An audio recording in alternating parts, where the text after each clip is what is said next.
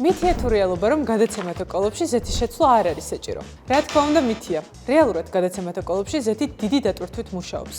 მაღალი ტემპერატურა, ხახუნი და ყოველდღიური გამოყენება მას თვისებებს აკარგვინებს. სწორედ ეს იწვევს უხეშ გადართვებს, ვიბრაციას და საბოლოოდ კოლოფის ნაადრევად ცვეთას. რა დროს არის გადაცემათა კოლოფში ზეთის შეცვლა საჭირო?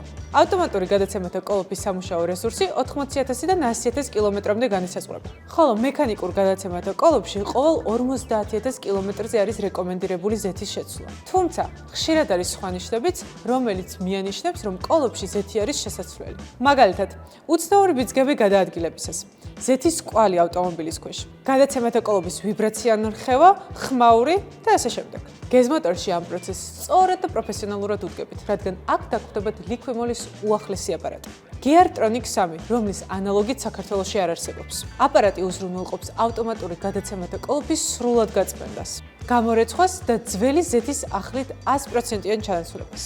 ასევე Geartronic შეუძლია ხახუნისა და ცვეთის საწინააღმდეგო დანამატების ჩამატება. გინდა ზუსტად იცოდეს, სჭირდება თუ არა შენი ავტომობილის გადაცემათა კოლოფ ზეთის შეცვლა? მაშინ მოგვწერე ან დაგვიკავშირდე ტელეფონის ნომერზე და ჩვენი კონსულტანტები დაგეხმარებიან.